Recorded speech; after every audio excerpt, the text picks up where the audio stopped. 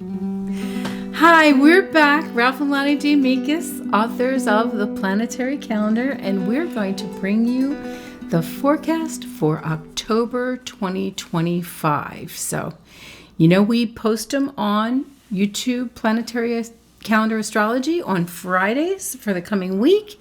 Don't miss out on this look ahead, and we'll get right to it. Well, October seems to be flying by. Let's get ready to do October 12th through the 18th. Now, the Sunday, the 12th, is very easy. There's very little bit going on. There's very simple aspects. So whatever carried over from the day before is going to happen. The next day is really what you're going to feel. And the next day, the 13th, that Monday, is when you're going to feel it. Because on that day, all kinds of stuff happens. Venus enters Libra. Pluto goes direct. Also, at the same time, you have Venus, as it enters Libra, it's going to be opposite Neptune at the first degree of Aries. So there's a lot of stuff shifting, and there's a bunch of social aspects going on to the moon. And the moon is in the sign of the Crab in Cancer, so it's a very strong moon. And the sun, of course, the sun is square the moon. So there's a lot of, it's not going to be the easiest Monday you've run into in a while. There's going to be a lot of issues about what's good for me, what's good for us, am I being fair? But you might have an opportunity to pair up with some of those planets that are making nice aspects to that Cancer moon. We've got a trine to Mars, conjunction to Jupiter, and a trine to Saturn, because you're going to be looking for partners come Tuesday. Yes. Who you can partner up with, because that white circle definitely has partners written all over it. We've got a lineup above the number. We've got Leo. Leo doesn't do anything without an audience. The moon in Leo. And we've got Venus trining Pluto and Venus trining Uranus. So Venus is about partnering, and it just looks like a really good day for a project that involves other people. Yeah, the first day, which is, the moon is in the sign of the Crab, Cancer, all day long, and then the second day, the moon is in Leo all day long. It really has two very different feelings to it. You're going to think, what happened yesterday? Oh, we're on a different page today. Now, when you get on to Wednesday, the only aspects going on is the moon is now sextile the sun, which is always nice from Leo, because it's Leo to Libra. And then you've got a square to the moon from Mercury and a square to Mars. So you may find that like little things are challenging. Things like related to maybe to your kids or to the people you work with very intimately. Mercury and Mars have a lot to do with kind of your minions. Let's put it that way. Your minions. That's really Mercury and Mars. They're the ones who go out and take care of stuff, and they go do errands for you, and they go to the bank, and it's Mercury and Mars is the one who, in the middle of the night takes the trash out, kind of like, they're not worried about being eaten by a wolf. They'll go out. I look at this and I think about tripping, either tripping over your tongue or physically tripping. That too. You've got the square to Mercury and you've got the square to Mars. So just be a little bit careful, be on your toes a little bit.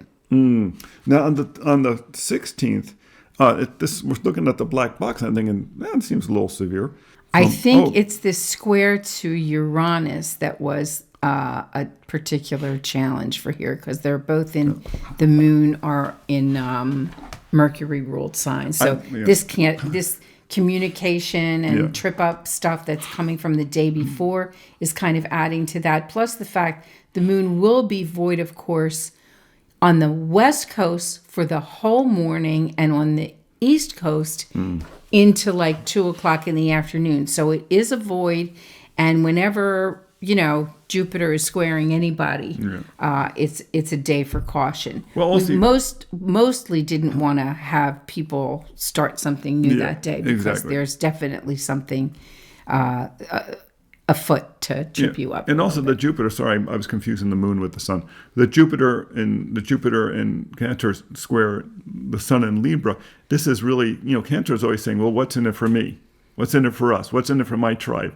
And Libra's saying, okay, we have to work with other people in our society. So it's a natural, definitive thing. And on the other hand, it's a good day for negotiating stuff, because you're going to make sure that you are covered. Well, it's a day for butting heads or exchanging very different ideas. Exactly. Finding a way to make a deal. Yeah, but that void is also a tricky one. So Yeah, exactly. And then on the Friday, the moon has moved into Virgo, the goddess of the harvest. It's sextile to Mercury, sextile to Mars, both planets that Virgo happens to like. So it's a good day for getting like little errands done. It's a great day to go out and take care. If you have lots of errands to do, lots of little stuff nearby, great day for that. and you're over that little chipping over your tongue or your feet day. Exactly. So, and the boys are still getting along. And they're still getting along, exactly. And we know we have a fast-moving Mercury this month. So Yes. things like communications, things, anything to do, mercurial things, paperwork, filling documents out will tend to go fast. Will tend to go well for you. You always notice that when Mercury's fast, it's a great time to write stuff. It's a great time to fill out forms. It's also glib. It's glib. Yes, exactly. And then it's going to go into Sagittarius next. So Yeah, exactly. talk about Later. glib. Yeah, exactly. But we're not there yet. No, So 29th, I think. yeah, exactly. So then we have the 18th, and there we have a bunch of nice social aspects. The moon's going to be in Virgo all day until 9:00 p.m. 9:01 actually.